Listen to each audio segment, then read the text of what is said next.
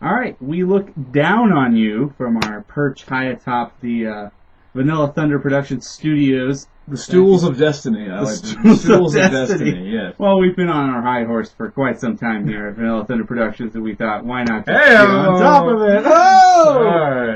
All right, we're back at our old stomping grounds. Yeah, recording studios here. For one night only. Yeah, maybe. Yeah, hopefully. But we have something very important to discuss tonight. Yeah, no, I think we do. I think we should get right into it. As you may have heard, the Packers lost. Oh, well, that's not what we're here for. To the Kansas City Chiefs. It's going to have to be a Green Bay Packers video. Lost their first game in a long time. Yeah, I don't want to hear anything out of you. Yeah, Packers lost to the whatever. Kansas City Chiefs, and Eric spent half his time on this video the call Chiefs talking actually shit about. contributed to the spread of numerous diseases.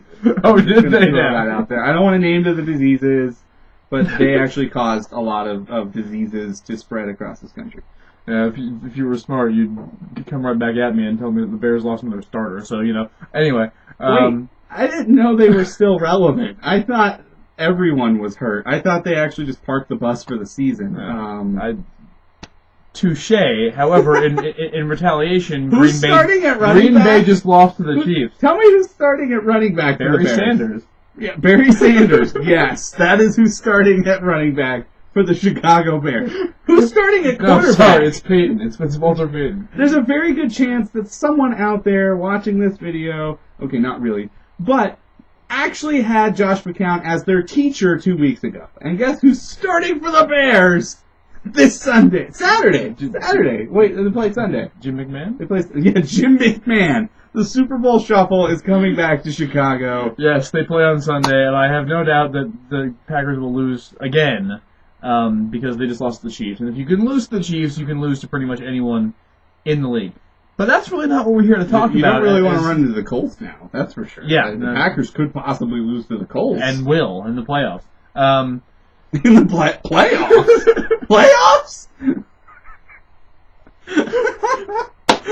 Anyway. What were we actually here to talk about? Ring of Honor, man! Ring of Honor! That's what we're Honor. here to talk about. We're here to talk about Final Battle 2011, which we just watched. Yes. And it was pretty good. If you want to use the traditional star chart, 4 out of 5, I would say. Is that what you would say? Yeah.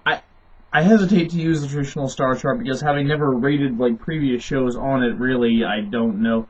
That's fair. What I will say is that having watched several Ring of Honor shows, I think we've watched a lot of them. Quite a few, yes. And have a number of the more recent, a number of pay-per-view shows. We've actually been on board for quite a few of those, yes. This was below expectations, as far as I'm concerned. I thought it met expectations. But Ring of Honor kind of runs into the problem of they set that bar so high and they meet it so often.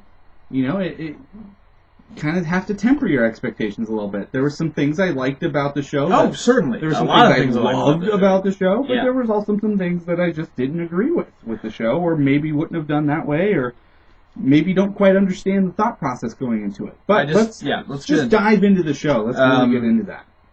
So the opener was Michael Elgin taking on T.J. Perkins, which at first glance is kind of a strange choice for an opening match. But that was great. I thought it was a really good match. The thing that I drew from this match with Elgin was that he actually, considering he's a stocky, a rhino type of wrestler, stocky build, power, muscle guy, doesn't move too fast. He's super strong, and he can play to the high flyer style, the fast paced style of Ring of Honor, in that he makes it part of his game. Well, that was really very unique. I agree. That was really what this match was almost about. It was almost, from the second Perkins hit that rolling dive and Elgin caught him and turned it into the suplex, it was... That was the second time, I think, that he hit. Was it the first or the second? The first time. He did it again later. Yeah, he did it again later. The whole thing was Elgin going, I'm the big man in this company, the powerhouse, and if you want to come at me with your flying moves, I will hurt you with them. He looked a lot like King Kong swatting at the airplanes atop the Empire State Building and having a ton of success doing it. So I really like the way they booked Elgin in that.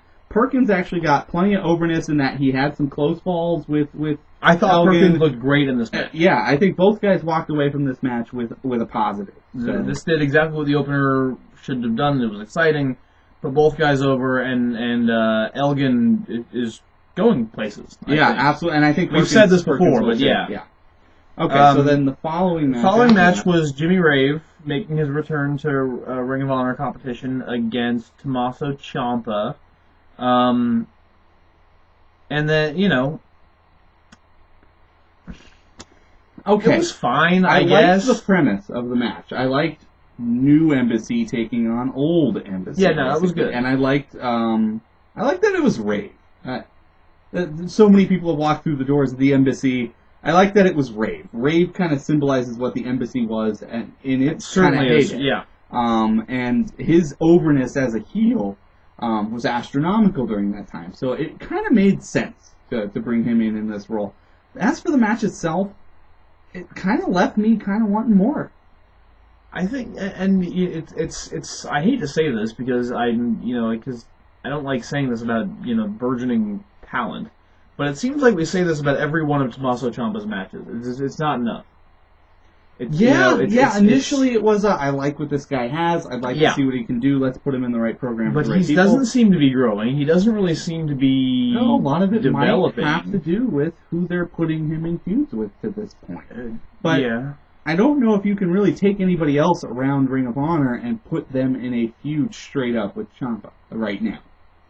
You can put him in a feud with the Embassy. Right. Ciampa's not really building overness as a member of the Embassy and getting over. See, I think Ciampa needs to maybe do a face turn on the Embassy and feud with them. And see, that just kills the Embassy. Well, they've kind of put themselves in a little bit of a box. Yeah, I think they'll work themselves out of this. I think Ciampa comes out fine. Anyway, the match was okay, but I've seen better from both guys, really. Yeah. But it was nice to see Rave back. He got a lot of respect from the crowd. And some toilet paper, which was fun. Toilet paper. It's worth mentioning the Hammerstein crowd was extremely knowledgeable, obviously, about Ring of Honor and very into Ring of Honor's thing, which comes up later, of course. Yes. So after that match... After that, we had the TV title match. And this was the three-way elimination between Jay Lethal, El Generico, and Mike Bennett. And I think Lethal came into this one as the champ. Yes. And I think this one was one of the big disappointments for me. Yeah, to kind of explain what we mean by that. Rave and Ciampa, I didn't have high expectations. Yeah. This match, you see Generico, you see Lethal on the card, and you say, okay, I kind of expect a certain type of match. Yes. A hard-hitting, fast-paced, kind of fluid match between those two, which they've always kind of done. You throw Mike Bennett into that situation, he can't do those things. From what we've seen anyway, we don't see that in him, and that's not how they've been booking him. So what essentially wound up happening was a lot of one-on-one where the third guy was wasted on the outside of the ring. Yeah, a lot of stalling. Lots of delaying, and it was a very Mike Bennett-paced match, which was disappointing for fans of Lethal and Generico, I think. We do got to give a shout out to Maria, though. She was Maria gorgeous. was good to see her in Ring of Honor. Maria Canales back. Chicago represent. Yes, she looked fantastic. We were talking about the element that kind of a loser, so Maria, if you're listening to this, I'm totally single.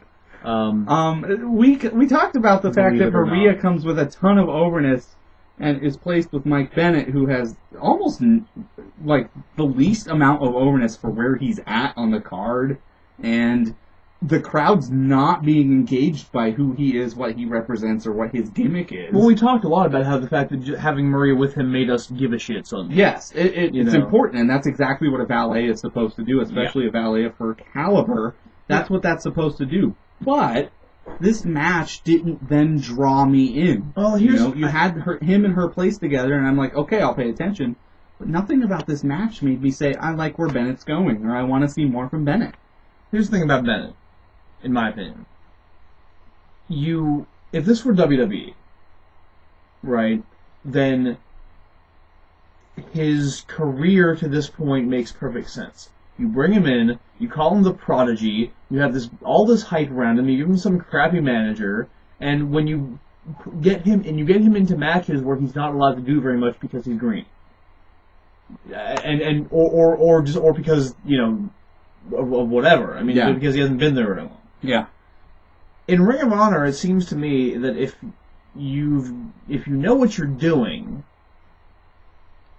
then they'll put you in a match and they'll let you do stuff. Yeah. They're protecting Bennett. That's what it felt like. That's ultimately what you had pointed out, is it felt like they were protecting Bennett through the course of the match. They were protecting him from Lethal and Generico. Now, as the match actually played out, Generico got a big run, woke up the crowd, but basically got screwed and got pinned by Bennett. Right. So then it was Lethal and Bennett, and Lethal immediately wins the match. Won the match. I hate elimination matches with a false comer after another. Hate it. Absolutely hate it. What's the point? Why don't just make it sudden death? I felt like it was more exciting. The saving grace, I think, for this match would have been if Bennett then got a 5 to 10 minute run with Lethal one-on-one. Yes. Where Bennett then showcased why we were waiting so long. But again, that didn't happen. Lethal just ended it. So Bennett doesn't really get anything from this match, except he can claim he pinned a former TV champ. That he Lethal doesn't get anything. He didn't do it cleanly. So. Lethal doesn't get anything winning this match because he didn't really prove much of anything. Yeah. Generico, I think, was the biggest winner of the match. Probably just because he got the most obvious crowd reaction. He got the most crowd reaction and played off of both characters the best. So, but yeah, I think we both kind of concluded thumbs down. Yeah, no, I think absolutely. I think Bennett, Mike Bennett dragged this match down, and I'm surprised at the way Ring of Honor has handled him so far. Because unlike them, to bring in this rookie with all the hype and then be so unwilling to show us any in-ring skills, it suggests to me that he has very limited in-ring skills, and I'm really starting to wonder whether or not his dad works backstage or something. But that having been said, so let me just preface by saying, we appreciated the work of all the men involved. Yeah, sure. But it's just this match wasn't for us. No, I just think I think it didn't work. It was too long. It was too slow. We take a lot of heat here on the YouTube channel for not knowing what we're talking about or being jerks. So I just want to say the last we one's appreciate true. Work. We just don't necessarily care for it. I like that. You know what you're talking about. I'm the jerk. I think that's how we play this. Good cop, bad cop. Yeah, we're gonna do that. But as long as I get to be bad cop sometimes, like when we talk about the players. Honestly, I think this match is almost kind of symbolic for the show. For me, I think the show was slow and dragged on a little bit. Yeah. We'll get to that as we go through some of the other matches. So, but get to what was, in my opinion, the best match on the card, which is Kevin Steen and Steve Corino. Yeah. Holy shit! These two beat the fuck out of each other, and it's it's the Kevin premise Steen of and the Steve match. Corino. It's amazing. The premise of the match: Steen wins, he gets his job back, and Jimmy Jacobs was the ref, and Jim Cornette was at ringside, and that led to all kinds of fun, wacky shit. Mm-hmm. Steen went above and beyond in playing up his role as just not demented so much as just psychotic. Yeah, and he's so he good wasn't at sticking his thumb up people's butts. Right, he did bite. Corino didn't do that either at one point. Record. And he wasn't blowing snot rockets on people. This was about him proving his point and getting his job back so that he could hold the company hostage. As we would later find out. But I love the booking. I love the pacing. It was a little slow to your point. Maybe a little bit. Yeah. It was a little slow, a little methodical. There was a little too much time between spots, I think is what you're saying. Yeah. But I loved the finish. The finish was brilliant. Absolutely brilliant. With Jacobs obviously not wanting to count the three, and he has to. But I think Kevin Steen is the best thing Ring of Honor has going right now. I think he's their hottest property. Everybody wants to see him. Obviously we all knew he was going to get his job back. Well, they essentially took a guy who had the highest overness in the company, maybe equal to or just below El Generico last year. Yeah. Put him on the shelf for almost a year. And successfully brought him back at an equal level of importance. Maybe even more. So impressive what they did with Steen, and Steen's work throughout the whole thing. Just phenomenal. Kevin Steen's push over the past couple of years has been just, other companies take note. This is how you get a guy over. It's you invest the time, you're going to get the reward. So So yeah, we both love that Amazing match. Amazing. Very violent match, tons of weapons. And after the bell rings, Generico coming back out. Yeah, amazing. Yep. Kevin Steen gives a pile driver to Jacobs. He tries to give one to Cornette too. Generico comes out, saves him. They brawl for a little bit, then Steen puts him through a table, and he's basically out. And he took out Jacobs too. Yeah. So Steen basically laid out everybody. Said, "I'm back. We're gonna put that Generico thing aside. I'm back." Brilliant. There's absolutely no complaints here about this booking. I would not have done anything differently. They may have a potential injury angle with Jericho or with Generico. Going forward, they did play up that his neck was injured after he got put through the table, so you might see that play out over the next couple of weeks as well. But yeah, we'll see what happens. He was clearly fine. As far as I know, Generico's not legit hurt. So yeah, he looked fine. But that played up into intermission, and after we returned from the intermission, we got the tag team gauntlet. The Caprice Coleman and Cedric Alexander started things off with the Bravado brothers, who look incredibly silly. I just want to say that. The Bravado I was a fan of Lancelot and Harlem. And Harlem Bravado. They're actually fine. The first time I think I've seen them wrestle. I think I might have seen them once before, but yeah. I want to say I saw them on a PWG show, but I we shamefully have not been keeping track of ROH TV lately, and we're ashamed of that. But we're very busy. Aside, this was our first kind of taste of the Bravados, and they took on Caprice Coleman and Cedric Alexander, who looked great, and they got the pin. Caprice Coleman looks amazing. I love Caprice Coleman. I've actually been paying attention to where he's been in the wrestling world for a while, and for the kind of trip that he's had, I mean, it's nice to see him. Yeah, liked it. They got the win over the Bravados in the first round of the gauntlet. I thought that was great booking. They even brought up the fact that the Bravados need to start winning matches, and they lost. So I liked that. So that brought out Future Shock. I love these guys. I love watching them. They're great. That was a really well-booked stage in the gauntlet, because you're kind of looking at Coleman and Alexander as kind of being castaways, cast-asides, kind of filler almost in booking this match. They don't really have a whole lot of overness going into this. And they're taking on a team that's actually, quite frankly, very hot and very over with the crowd right now. And they actually matched up very well. Those four guys, I thought, matched up very well. They look like they're belonging in the ring together, that's for sure. Yeah, I think Coleman and Alexander, can have a successful tag run in ROH. I think they will definitely. They'll definitely need to develop a character, kind of maybe a little bit more of an in-ring presence. But I think they won some people over, and I like that they won a match on the show. I think that shows that Ring of Honor does take their role in the independent scene seriously, and that's going to continue. So I definitely like that. But Future Shock got the win. Future Shock got the win, which brought out the Young Bucks. Which as soon as they came out, we're like, all right, we're going to see a fucking show now, and we did. They definitely turned the amp to 11. It was phenomenal the way they picked up the pace of the entire match. They brought out the best in Cole and O'Reilly. They were really hard-hitting. Very surprising how hard-hitting they were. I love seeing these guys in Ring of Honor. They just play that jerk role so well. They really do.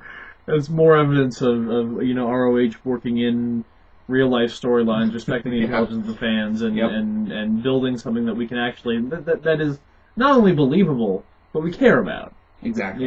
Exactly. So the Young Bucks knock off Future Shock. Yes. And that brings out... What a finishing move, too. So that brings out ANX. Right. ANX, Rhett Titus with his legitimately hurt knee. Mm-hmm. They played up the injury angle to the 10th degree. That was... Basically, Titus comes out, he gets hit, and from that point on, he can barely move. Yeah. And Kenny King... Botched a couple spots. Botched a couple of things. This time I really thought he was kind of over that, but... He had to carry the load. The crowd definitely didn't let him off scot-free on that either.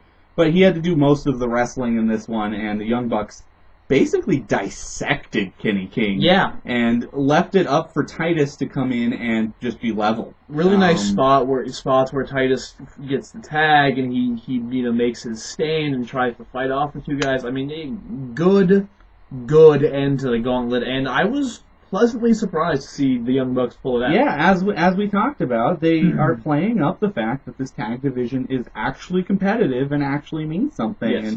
And by having a team going into it ANX went into this with a pinfall victory, hook or crook aside, over the champs. And I think we were all assuming that ANX would win the match, and especially when they came last. Instead, you have a very believable, legitimate victory for the Young Bucks. And so that kind of opened the door to possibilities moving forward. And nice finish with the referee stopping the match because Titus couldn't continue with. There's a lot of things they can do going out of that. So I thought that was very smart booking on their part. Very, very good stuff. Good match, and the Young Bucks are now your contenders. So. We then went to Roderick Strong's Invitational Challenge, and he engaged in some shenanigans with Truth Martini before his eventual opponent hit the ring, and it was Chris Hero. Of all people. He got a tremendous reaction. Yes, he did. And we were talking, I don't think he's ever really had a run as a face in the company. I don't think he's ever straight. But that just speaks volumes to what kind of fans Ring of Honor has, is that we would much rather have a heel who is awesome back than, fans like us. So Hero comes out to a Hero's Welcome, and promptly puts on a very stiff and painful bout with Roderick Strong. As both dudes seriously decided that it was okay to hurt each other. It was a great match, I thought. I don't really think I have a complaint in regards to the match. No, not really. It wasn't over the top like show stealer, but I don't think it was meant to be. It was fine. It was a nice opponent for Strong. I was kind of worried that they would bring out Grizzly Redwood or some bullshit. But seeing her back was nice. I'm pretty sure Castagnoli's been signed by WWE, so I don't know what Hero's contract status is. Nice way to bring Hero back into singles action as a face and have him there when you need him. Yeah, and Hero still hasn't had a title run in ROH, so I think that might be coming for him. If this is a one-off, that's fine too. I thought that was a fun way to incorporate an ROH legend into the show, and Strong got the win, which was by not cleanly. But it was fine. But that's Strong's character, and he certainly didn't steal the win. No. He certainly took his licks. So he kicked Hero in the face after he put his hands on Martini. So this was a good match. I really enjoyed it. If it's a one-off for Hero, that's fine. If Hero's back in singles competition, that's better for everybody. So. Excellent stuff going on here. Tag team titles. Briscoe's World's Greatest. Oh man! Wow. So I'll set the stage, and then I want your thoughts. Ahead, I don't even know if I can remember. So World's Greatest, Briscoes hit the ring first. The premise being that the Briscoes tried to force their way into a tag title match by jumping World's Greatest at a previous Ring of Honor TV taping. They were told, no, that's not how you get this done. Then they tried to steal a win on an ROH TV taping, and their win was taken away. Basically told, no, you're not allowed to cheat to win. They finally finagle their way into a title match by basically pissing off World's Greatest with an assault. So Briscoes hit the ring. World's Greatest comes out and decides they're not there for a match. They're there to kill the Briscoes. They just absolutely annihilate them. Bell never rings. Chair shot after chair shot. Being... lariated right into a chair. And no offense from the Briscoes. None. They just got their ass kicked for the first 10 minutes of the match. It wasn't even a match yet. They were bleeding. They were just Briscoe parts everywhere to start that. And then little bits of Briscoe all over the front row. The Briscoes get a little bit of a defensive offense, if you will, and referee Paul Turner says, all right, we've got a match. He finally starts calls for the bell, and from that point forward, the Briscoes are like, all right. You want to play it this way, huh? You're right with no teeth and my head dressed in. I'm still going to kick your ass. That's pretty much what happened from that point on. Briscoes came out and said, you want to see who hits harder? Is that what you want to do? Because we can do that. Yeah, and the crowd played into this. Now, imagine, if you will, if you've watched Raw when it's in Edmonton or, Calgary or whatever, when... none of the characters can play the roles they usually do because the crowd simply won't let them. Well, that's essentially... Or when John Cena's in Chicago. How about that? That's essentially what happened to World's Greatest. The crowd did not want them to win. They wanted to root for the Briscoes regardless of what the premise was. I'm assuming, given the fact there were streamers over... the knowledgeable crowd, been with ROH a while, loves the Briscoes. They've always been faces. And they've always been fan favorites. Whereas World's Greatest are a couple guys from WWE who got fired and came over here and won the tag belts. Yeah, so there was definitely a pushback by the New York ROH audience tonight, and which is fine. The response was Charlie Haas started flipping everybody off. Shelton Benjamin started doing heel tactics. It was great. They basically did a role reversal. Now, that could be for one night. That could be a permanent thing. But then we had the actual match itself. And it was basically the Briscoes leveled World's Greatest playing their own game. Yep. World's Greatest answered the bell by saying, we're going to take it to you because you did that to us. And the Briscoes said, well, if you're going to do that, you're only playing into our hands. And the Briscoes came out with a victory, which... For the 7th time, they are tag team champions in Ring of Honor. Amazing. And this match was really good. The storytelling that was on display in this match was so far above and beyond anything that anybody on television could come up with. I mean, this is, Vince Russo on his best day wishes he could pray for this kind of storytelling. I mean, Well, I tweeted while we were watching it. I was like, this is absolutely the best, most complex storytelling that a wrestling match has had since probably Hart Austin for the IC title way back when. The most complex, intricate, well played out storyline. And it didn't need a lot of build up to this. I mean, it was like Briscoes want titles. They beat down World's Greatest before. That's all you need to know to going into this match. Now, it wasn't perfect. I mean, I think certainly the spot where Benjamin jumped into the path of one of the Briscoes to save Charlie was contrived and didn't come off very Benjamin well. also botched their that's right. Benjamin botched their double team move. Their double team move, which the crowd loved seeing that. And that was funny because that came just as Haas and Benjamin were starting to get some respect from the crowd through their beating. The crowd said, no, you suck. Yeah. You suck. And that just kind of played into their hands, really, to be honest. Overall, if you're going to botch something, that was the time to do it. Yeah, really. I he might have done it on purpose. Who knows? But he's such a genius. No, it just never know. The whole match just made perfect sense. It just made sense for World's Greatest to come out and say, we don't care about winning, we're the champs, you have to beat us. We're not even going to let you have your match. You're out here, we're going to attack you. And then it made perfect sense for the Briscoes to say, okay, you're playing our game. This is what we do. You're never going to beat us at this game. And I like the move of giving the Briscoes the titles back in front of that crowd because it sends a very clear message to longtime ROH fans of, look, we are not going away from our guys. We are not going away from the people who brought us to where we are. Just because we gave these two guys a title run doesn't mean we're abandoning the Briscoes, which I think a lot of people were upset about. Yep. Especially when the Briscoes lost first in a 4-way elimination tag at Best in the World. Well, and the tag division has gotten incredibly crowded all of a sudden. Sure. Yeah. But I think it was a good move. Yeah, no, and I think World's Greatest definitely earned a little bit of respect tonight from the Ring of Honor crowd. A, because they took a loss, which they hadn't really done a whole lot. Yeah, they lost the games. They haven't really done a whole lot of losing. Okay. But and they did it the Briscoe way, which if you do things the Briscoe way in Ring of Honor, you're going to get a ton of respect. So I overall, the crowd attitude made me kind of like got me on my toes a little bit. Like I was like, what is going on here? And, not quite sure where they were going. Yeah, but I think that they adapted to it well, and they pulled off a really good match. Yeah, really, really good match. So then after that was our main event. Our main event, yeah. That was our main event of the evening. Edwards Richards 3. Richards coming in as the world champion. Absolute.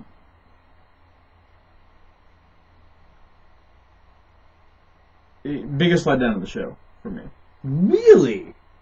I mean, not that it wasn't a good match. Really? Not that it wasn't a good match. I have a completely different. Go right ahead. Tell me how you feel about this. Yeah, match. let's bounce this back and forth. I honestly felt like it was them performing their craft and performing the art form of which they partake in at the top of their game.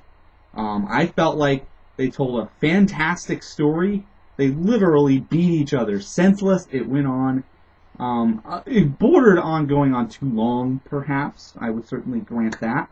Maybe. But They basically played up the MMA style that these two bring to the wrestling world. They brought the friendship angle into it. They brought just... I thought that those two guys were performing at the top of their game tonight. And I just have so much respect for their work and the quality and the quantity that they give you with their matches that I can't be disappointed with that. Nothing that you said is not true. What brought this down for me is a couple of things. The first thing, and yes, they did an okay job of. They brought the friendship angle in. They brought the MMA angle in. They brought in the beating each other till we die in. And you know what? They did all that last time. Okay. Okay. I mean, the only new thing when Roderick Strong came out, his guys, the potential interference. When Roderick Strong came out with his guys, I got interested all of a sudden because honestly, I was starting to get bored. I mean, how many times can you watch these two people kick each other in the head before you want to see something different? I'm not taking away anything from their effort at all because I loved the Best in the World match. The reason I love that match so much is one of the reasons I don't like this one is because I felt like, yes, it was different. And I think they did the little thing in the beginning where it made it clear that they were, actively trying to win instead of trying to put on a great match. But eventually it just turned into the same thing, which was, Eddie Edwards is really hard to beat, but eventually Davey can beat him. That was the story. Well, I have a theory on that, but I want to hear the rest of your kind of thoughts on that. It seemed to me the story of the match was the same story as last time. Mm-hmm. Roderick Strong coming out, ended up doing nothing but adding clutter to things. Well, he got chased off by Dan Severn, who was in Eddie Edwards' corner. So what was the point? Yeah. I mean, and then... It kind of just shows that Roderick's a tool. Severn's involvement meant nothing. Yeah. I mean... He carried Truth Martini away from him. There was no... the sub-billing for this match was like, it's Richards Edwards 3, but Edwards has Severn, and Richards has Team Richards. None of whom got involved. Yeah. And the Roger Strong interference wasn't even interference. They didn't touch Richards or Edwards. Both guys were laid out during the course of the entire Roderick Strong And match. There's no clear question of why they even came out in the first place. Why was Strong there? He didn't do anything. So there was that. There was just the fact that, I mean, the count-out spots were fun. I mean, it was not a bad match. I don't want anyone to tell me that it was a bad match. It just didn't meet my expectations after the last one. And I think it's really important, we talked about this earlier in the match when it looked like they were changing it up, it's really important to change up that kind of thing and make the match different from the one that was before. And maybe I'm just wrong about this, and I'll be willing to admit that, but to me, I watched Best in the World live, and I showed you the main event at some point, and to me it just came off as the same match with some pointless interference and shots of Dan Severn occasionally. Okay, so... But, I mean, being the same match doesn't mean it was a bad match, because that first match was great. Amazing. So, my theory on that plays into what happened after the match. Okay. After the match, Davey Richards gets on the mic, and he's about to do what he'd done previously. Blah, blah, blah, blah, blah. Thank you to Eddie Edwards. He's a man beast. Thanks to God, family, all that stuff. And he's interrupted by... the Antichrist of professional wrestling. Kevin Steen comes out and basically pulls this whole thing full circle. Yeah. A year ago, he was main eventing and he lost his job. Now he has won his job back, and he was not there just to settle a score with El Generico. He was there to say that he wants to take over the company and hold it hostage. Why? Because he can, presumably. Because he's insane and dangerous. He told Richards he was taking the belt from him next year. Well, 2012. He was going to be taking the belt, and Richards was irate that Steen was even there. Yeah, I think it was kind of confusing. I don't know what he was so angry about. But it was pretty clear Richards was like, I can't believe I'm going to have to deal with this guy. The reaction of the crowd was, yes, we would like to see Steen get a shot at the title. We don't care what his situation is. We want to see Steen Richards. So yeah, they instantly connected with the crowd on that. Even Edwards was like, wow. Yeah. Oh, What? Just so, I think my belief in pulling all of this full circle is you got Edwards Richards 3, and they gave you everything else that they have, which wasn't a whole lot more, to your point, than what they had already done. And Richards won again to put Richards over once and for all as he beat Edwards. Time for a new feud. Okay. And Steen's here now. So you basically exhausted the Richards-Edwards, left no doubt in anybody's mind what's on the table with those two.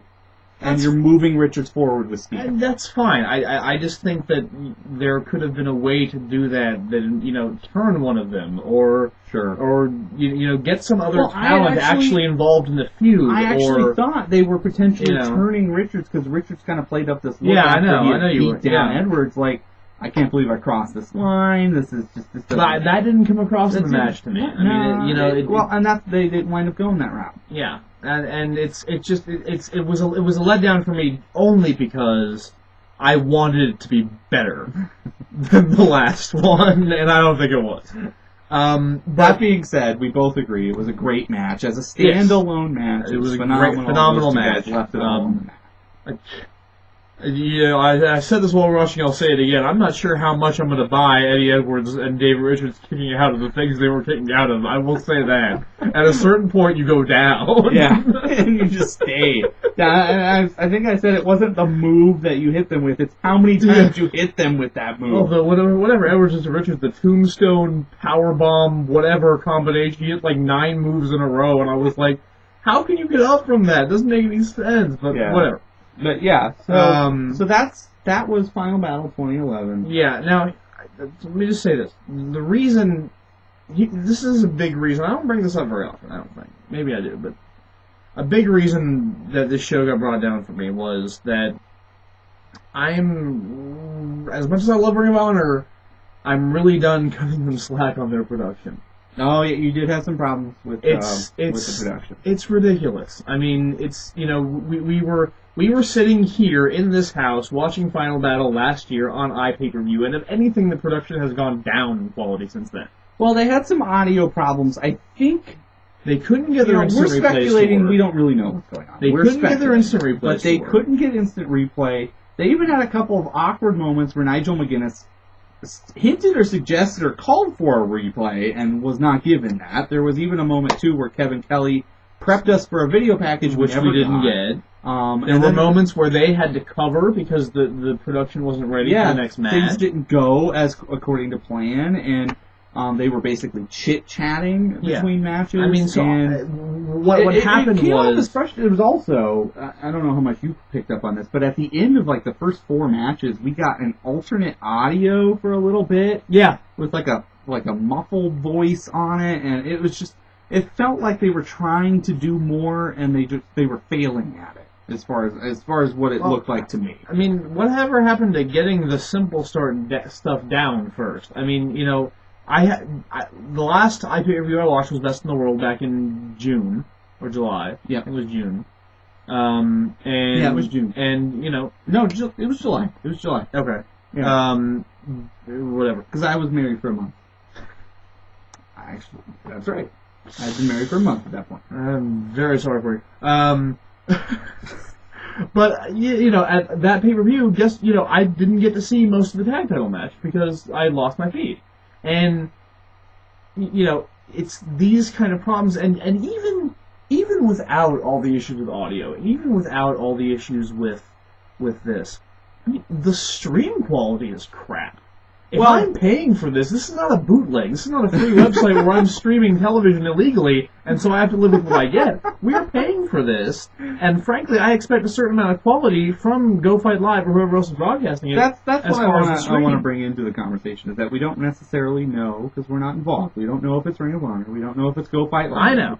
We don't know if it's Microsoft on my laptop. We're not really sure what's causing it, but we both feel like, especially after watching Honor Take Center Stage last year, where they did 2 shows, and for the most part, they did great. Right. It doesn't feel like it's progressing, and I don't know if maybe they want to look at an alternative provider for their shows, if they gotta do something. If they need a new producer for the shows. I definitely think they need to prep for the worst. I mean, better, because Kevin Kelly and Nigel McGuinness basically set stuff up that then didn't happen, and we're left to just repeat what they had already said. These guys should be prepped to say 10 times more stuff just in case they need it. They need to really start thinking ahead when they're dealing with these issues instead of being caught off guard when they happen. McGuinness is great on commentary, by the way. McGuinness was awesome. And but Kevin Kelly's credit, he's respectable. He's not Dave Prazak. He's fine. But I think my issue is, yes, we don't know why it happened. We don't know who's responsible. The fact of the matter is it did happen, and it contributed to the show not being as good as it should have been.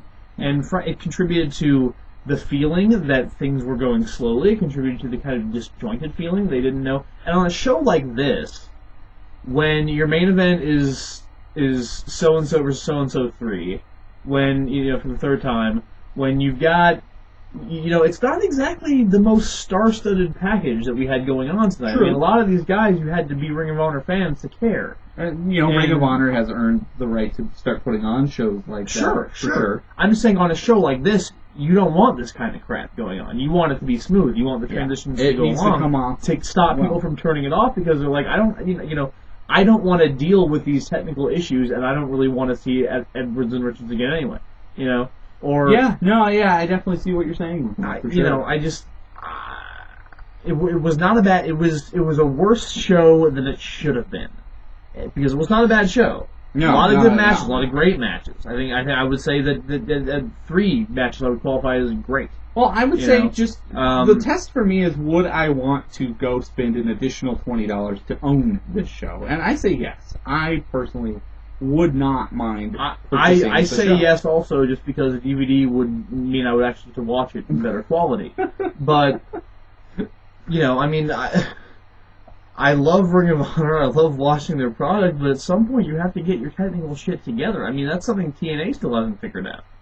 It frustrates people. How many times did they miss spots with the camera? Oh yeah, tonight how many times was the camera guy totally off? You can definitely pin things on the producer. Now, this whether is or not some the amateur shit. Was provided by Ring of Honor, Go-Fi Live, I don't know. But the producer of the show did a poor job of directing traffic with the camera angles. He just did. And then during the main event, they brought out, it was another camera that felt like a documentary style camera that wasn't present really, or didn't really get used much earlier. And it was just kind of frustrating. It was kind of disjointed and kind of, it felt like a muddying of the waters at points. So, maybe the production shouldn't bring me down on the overall show as much as it did, but it did. I'm sorry, along with the main event being fair, though. Lackluster. I mean, not lackluster, but not living up to my admittedly lofty expectations.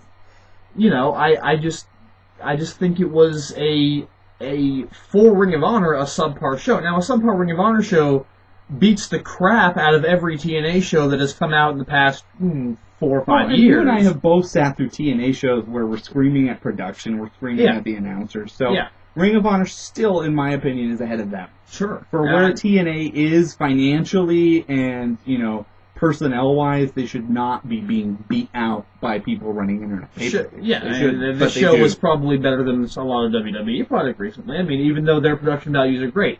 But Ring of Honor is in a position where they can't afford to make mistakes. They need to hit home runs every time they're on pay-per-view. Ring of Honor's technically been that way since the first show of the company. They need to hit a home run every time. But, they opened the show with an audio problem as they were trying to tell you biggest gate in Ring of Honor history, potentially the biggest buy rate live in Ring of Honor history, and they started things off with, I can't hear what Jim Cornette and Kevin Kelly are saying. So I want to hear his damn British accent. I can't hear it. So that was frustrating. Yeah, it was. It was extremely frustrating. I expect better from them after this long. I mean, a year ago, I'm totally willing to forgive their shit because they just got on my pay-per-view. Yeah. But after this long with the same provider, they should have these issues ironed out, in my opinion. That having been said, the show was still very, very good. So I highly recommend it to anyone who's a fan. I would absolutely recommend buying one of the replays of the show. You've got picking it up on DVD. I mean, as far as I'm concerned, you've got your brawling with Steen and Carino. You've got your amazing storytelling with the Briscoes and World's Greatest, and then you've got your flat out beat the shit out of one another wrestling. MMA style wrestling with Edwards and Richards. And really, Kevin Steen is the most important character in this company in the last year, and will be for the next year. And frankly, the last 2 years. So that overshadows everything. I think that overshadows the production. It overshadows Richards retaining the title. They're doing everything right with Steen. Yeah. And so I think just for that, you should pick up the show and have it as part of your kind of chronological timeline here of what's been going on with the Kevin Steen situation. Ask WWE about this summer. Sometimes when you do something right with your top guy, doesn't matter what's on the rest of your card. So that's where we are with Final Battle 2011. We certainly recommend checking it out. We want to thank Ring of Honor for being able to provide that for us. Ron's awesome. Now get your shit together before I order your next pay-per-view, so I won't feel like you don't know what you're doing. And now just to take care of a little bit of business. Football season's coming to a close, so both of us will be back here on the channel more often for more reviews. Look for a lot more DVD reviews from me. The collection is ever expanding. I just watched Shimmer Volume 1 for the first time, which was very entertaining, so I can't wait to share my thoughts on that with you guys. I actually rewatched last year's Final Battle recently, so so we got stuff we're going to be talking about separate and together. We're going to get together for some stuff, and we're also going to have some football stuff here on the channel. If the Bears went out, we can still make wild card. Ooh, I just want to say that. Why would anybody care right now? No. My Twitter handle. Fine. If the Ravens are still in the playoffs. See the benefit of having two teams. Yeah, I know. This for years. I was a Ravens fan before I was a Bears fan. My Twitter handle @EJKaboom. You can find me there. My Twitter handle is My Twitter handle is @MilesOfTheMidway. However, I don't really recommend using it because I never do. So not sure he knows how at this point. I don't really know what Twitter is. Somebody made me get it, and But yeah, so you'll find my thoughts on wrestling and sports there as well. So hope to see you guys. They're fascinating. Yeah, they are. That's why I'm saying them. People follow me. By the way, you should go on iTunes and check out the TNT podcast. Yeah, TNT podcast by my brother and his partner Tommy. They do some great work over there. Yeah. We're hoping to appear on their show eventually. Shameless plug. Yeah. They're really difficult to get into. I guess they're exclusive. Yeah, no, I know. They're exclusive. I almost had a fist fight with Joe Paterno the other day because I wanted his spot. Yeah, something like that went down. So you might catch us over there, but we want to plug them anyway. TNT podcast. They do some cool stuff. I love it. I look good. So that's our video for today. And it's our triumphant return video for now, and I'm sure we'll be back to talk about football or something else soon. So I think we're done. You got anything else? Peace.